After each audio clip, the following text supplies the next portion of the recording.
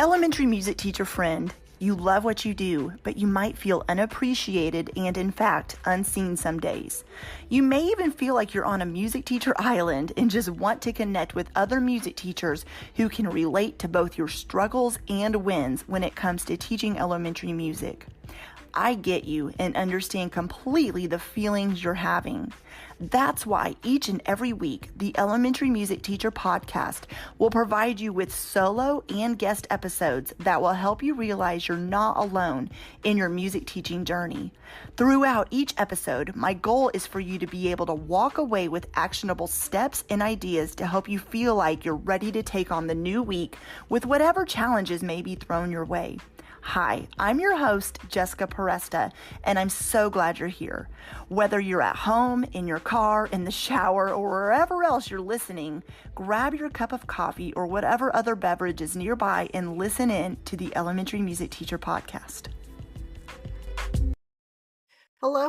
Welcome back to the podcast. Today we're going to talk about dealing with negative coworkers. I know this is none of you, right? Everybody works with coworkers who you love and adore, and you all get along, and you're all best friends, and you all hang out on the weekends, right? Right? Anyone? Because maybe that is your case, and you're the rare exception to the rule. And if that is you, that's amazing. I can tell you, I have never worked in a environment, in an in-person environment, I should say, where all of the coworkers I worked with got along, that there was just constant positivity, and that there was, there's those negative Nancy's. That I can't say that I've ever worked in an in-person setting where I didn't deal with a negative coworker. And I can tell you, I've been better in some situations than others of dealing with these people. I don't even like to say that we're dealing with them. It just sounds like I'm going to deal with you, but that's kind of what it is, if I can be honest, because you see these people more than you see your own family, than you see your own friends. You're with them a lot. And so you're going to have some disagreements, maybe not even just disagreements, but I would say differing viewpoints. You're going to butt heads a little bit, especially with those really strong personalities that are a little bit different than yours. It's going to be tough sometimes. So I just jotted down some notes I wanted to share about what has worked for me when working with some negative coworkers in order to move forward and not affect me mentally, to not affect my personality and my self. What has worked?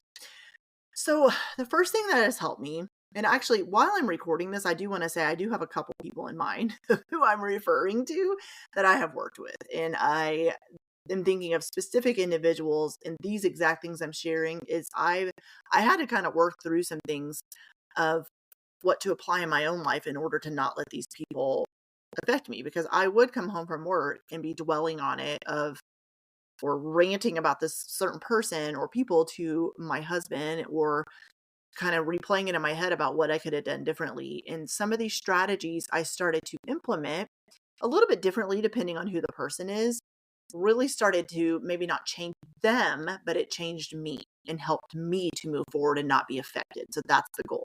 We can't change people as much as we try, and I have tried.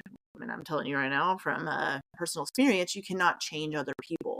You can only change yourself and your outlook and the way you view things and the way that you respond to maybe comments made, but we cannot change other people. What I have seen happen is when I am coming at a certain person, but that is one of my points, but positively, or I am not engaging in the behavior that they're wanting me to, or in the way they want me to, then sometimes it changes the situation, because that person, although it doesn't change their personality or the way they are, it changes the way they approach me, because they can tell they're not going to get the reaction that they thought they would get. So I don't know who needs to hear that, but someone does. So point number one is to understand there are different personalities. This is something that obviously we know everybody's different. I can't make someone be like me. I can't, if someone's quieter than I am, and there's a lot of people that are, or someone is, there's just constantly complaining about something. I can't change who these people are. So understanding that there are going to be, just like the students that come into your classroom, the adults in your building, there's going to be a whole lot of different personalities in that building. There just are. You're all different people with different personalities, different ways of thinking, different teaching styles, come from different backgrounds, different family dynamics, whatever it might be. So just understand the difference in personalities. That will help you to see these people with a different lens, different viewpoint than maybe you have in the past. The next thing that I have done is try to decipher where negativity is coming from.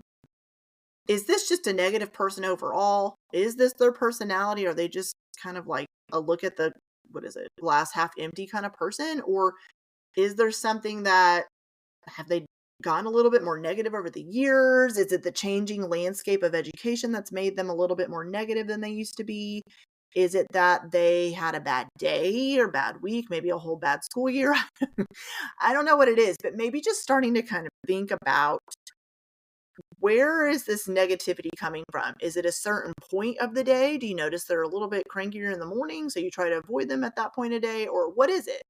So try to decipher where the negativity is coming from, and then also trying to hear their viewpoint. Now, it's hard to hear the viewpoint of a person who just seems like they're constantly complaining and negative, but sometimes they're complaining about something because it's something they're passionate about, something that maybe they feel like their voice hasn't been heard, or maybe they feel like they just need someone to be a listening ear.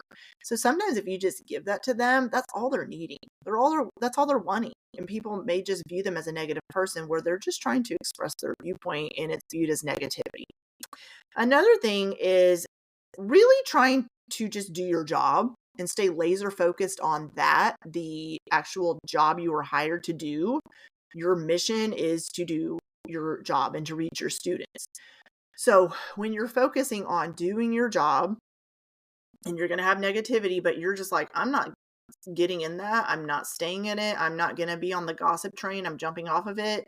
I'm getting off at the next stop. But you're focused on doing your job, focusing on your students. That's your goal. If you know that there's negativity happening in the teacher's lounge, for example, maybe you avoid that. Maybe not all school year. That's impossible. But for the next couple weeks, I don't know. Or maybe I have been known to eat in my car. Or maybe you eat at your desk more. Or maybe you go on a walk when it's nicer outside. You are going outside just to clear your mind a little bit. Whatever it helps you, whatever you can do to help you mentally stay laser focused on the job you were hired to do that. So I don't know what that looks like for you, but maybe jot some thoughts down around that. The next thing I want to say is, if this person or people are not offering constructive criticism when they are talking to you, and if the negativity is aimed at you and not just them just, talking about something else or complaining about a student, but they're coming at you as a person, or like, I don't like when you insert the blank. If it's not constructive criticism, it's okay to ignore it. I used to take every comment as, I can't think of an analogy, but that I was taking it all in, whether it was someone coming at me positive with good comments. And I'm not just talking about admin. I'm talking about anyone, a parent, even students, other teachers. I would be like, oh my gosh, okay, they didn't like this. They said that I should do this. And that will cause stress and overwhelm quicker than anything, because you're trying to change up everything you're doing based on others' comments. And you can't make everyone happy. You can't do everything the way everyone else is telling you to do it. So if this person is coming at you with negativity, but it's not constructive criticism, just ignore it, because maybe it is a quick comment. Like, I don't know, I'm going to just use an example. Maybe this person is a second grade teacher, right? They picked up their class and they asked you to, if their class could not make so much noise in the music room before they picked them up. But you know what was happening in the music room. They saw this glimpse of teeny tiny 5 seconds of the whole 45 to 50 minutes of the students being in there. And you know why there was a lot of noise, and you know that it was for a purpose and a reason behind it. And you also know you did your job by getting them ready to line up to go. But the teacher maybe was out there hearing the noise happening in the music room and just assumed their kids were just creating chaos. So they're giving you this comment of, maybe they shouldn't be so loud in there. And you're like, what the heck? They're what? They're in the music room. So you just nod, okay, and smile, and then you just go along your day. And I'm just using that comment as an example. I don't know if that came out of nowhere, but you're going to get comments like that is what I'm saying. And instead of getting upset and dwelling on it and why would they say that and they don't know what I do and all this stuff, just let it pass. Just literally think of it as a passing comment and keep going along your day. The next thing is keep your distance when at all possible. And notice I said when at all possible. It's not possible to keep your distance from your coworkers all the time. You're going to have times in the day where you see these people or they just naturally are in the same space as you. But if you can, try to keep your distance. If you know that person, even just being in the same space as them, you feel that negative energy is going to make you feel a certain way. Try to avoid being in the same space as them when you can.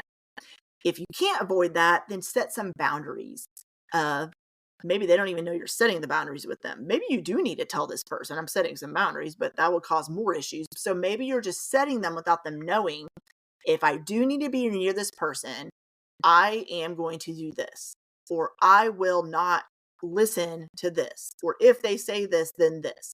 Set some boundaries, put some boundaries in place for yourself. So when you're around them, you're not affected. And the last thing I want to say is to reply in kindness, stay positive and true to yourself. I think it's so funny that I talked about this at the beginning of the episode, but a lot of times negative people, they are just looking to pick a fight. They want to have, I don't know what it is. They just thrive on negativity. So when you come at someone who, if they're coming at you negatively, but you come back to them in return in a positive way, sometimes it throws them off and they don't know what to do. They don't know what to say next. They don't know how to react to that because that's not the reaction they were expecting. Stay true to yourself. Who are you? You're a positive person, right? You are kind. You are gentle with your words. You're patient, or you're striving to be that. We're in January. I mean, we're all like New Year's resolutions out of the wazoo. So maybe those are goals of yours. And if not, that's okay too. But you repay negativity with positivity. And that really does go a long way. And a lot of times that stuff will stop because they don't know what to do with you coming at them in that way. I hope this episode helps someone listening in, and let me know your thoughts around it. Leave some comments for me, message me, Instagram, email me, whatever you want to do. Let me know what you think if you're dealing with a negative coworker and how you're handling that. I'll see you soon with another episode. Well, hey there. Thank you so much for listening into the Elementary Music Teacher Podcast. There is an exclusive Facebook group just for listeners of this podcast and any elementary music teacher called the Elementary Music Teacher Community Facebook Group. Come on over and join us there where we have conversations around the podcast episodes and encourage each other each and every week. And also head to my website, thedomesticmusician.com. I have some free resources there that you can download to help you gain traction in your classroom today, as well as the blog and the membership site and all kinds of other goodies to help you keep going in your music teaching journey. I cannot wait to keep connecting with you and encouraging you and spurring you on in your journey of teaching elementary music. Hang in there, have an amazing week, and I will see you soon.